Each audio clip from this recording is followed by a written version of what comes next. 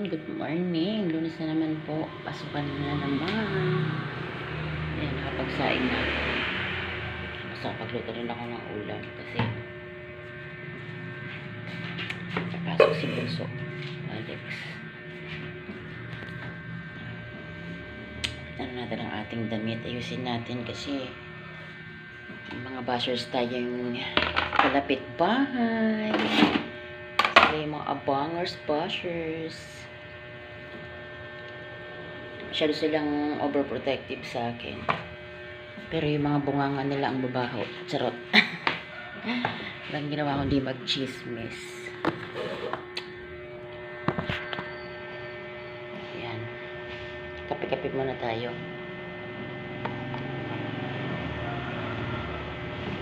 Habang tayo mag-ayos itong ating gulay. Mamaya kasi mag-ano tayo, sinigang na hipon tayo mamaya. I-ready ko na itong talong-talonglong at saka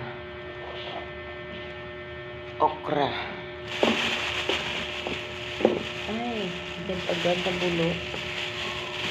Sayang ang money.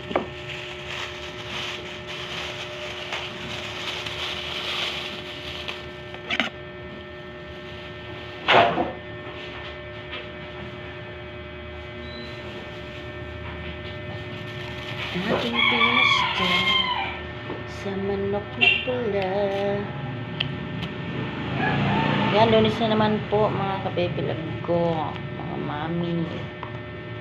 Bilis ng araw. Lunes na naman, pasukan na naman. Pero masaya kasi palabas na yung aking kaibigan. Bali, nantay ko na lang yung chat niya. Palabas siya ng ospital. Buti naman kasi para makaraos na siya. Nakakapag-alala din. Siyempre kaibigan ko yun.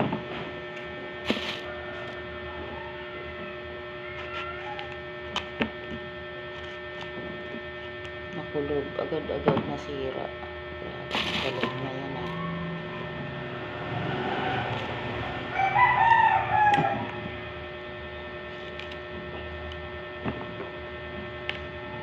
Prepare tayo ng itlog para sa breakfast ni Alex at saka ayan barang burger patty yun ang kakainin.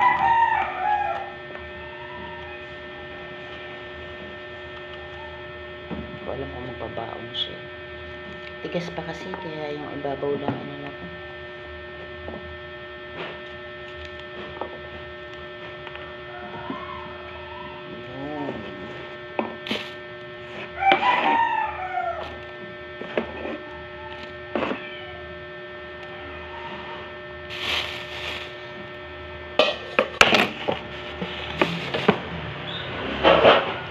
Nag-request ng live kay Kuya Erwin ba yun? Erwin Salvador. Hindi ko pa po maintindi yung request ng live. Hindi ko pa siya maano kasi medyo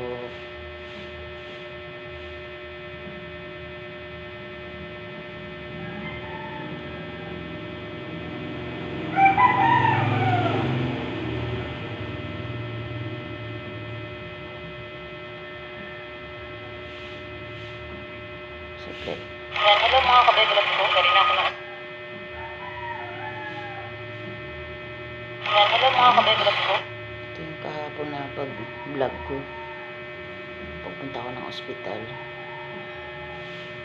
Ngayon, thanks God. Talagang Diyos talaga hindi pinababayaan ng kaibigan ko. Palabas na siya ngayon.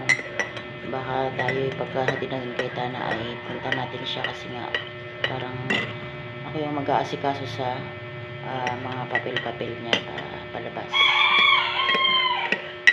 Kasuyo siya sa akin kaya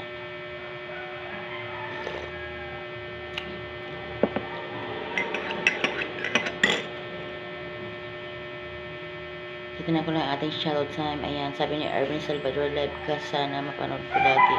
Lagi ako nanonood sa iyo. Tapos sabi niya, pag nag-live ka po, sana mapanood po kita. Pag po naka-subscribe sa akin, Kuya Erwin Salvador, makikita niyo po yun kasi magno-notification po yun sa inyo. Ako nag-live. Siguro ko abangan nyo na lang po kasi medyo busy pa kasi ako.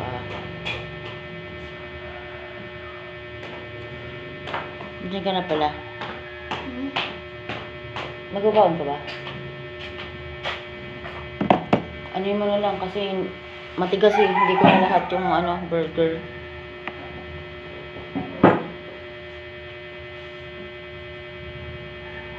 Tingnan mo. Ano yung pa ba? Lulutuin mo pa ba yung iba?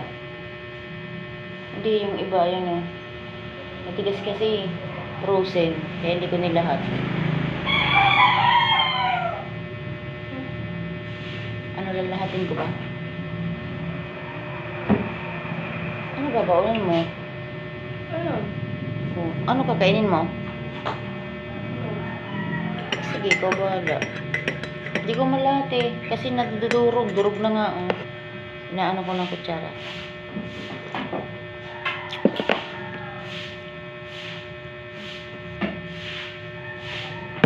Palabas na si Ate Lea ngayon. Pupuntahan ko.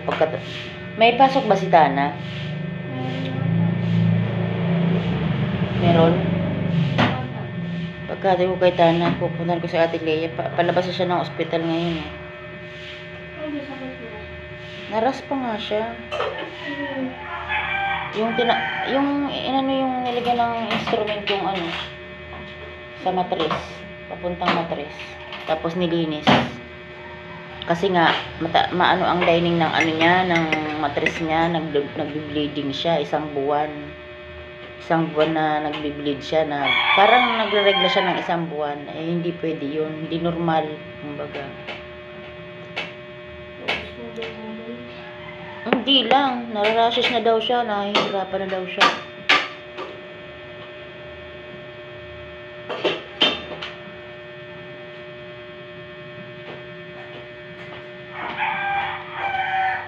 Tapos sinungnang naman, yung sasakyan niya, ng kapatid niya, inuwi na sa Bicol. Nabili nila yon. Isang linggo na naman yata siya doon, 2 linggo. Kaya sabi niya sa akin,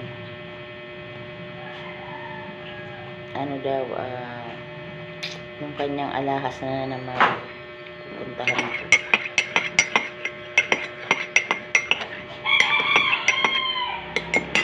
Nakakainis. Nakapag pa ako ng tugtog.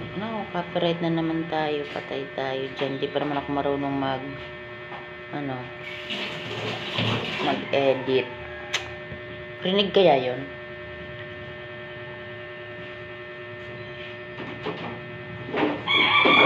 Natin kung rinig yung kaninang music.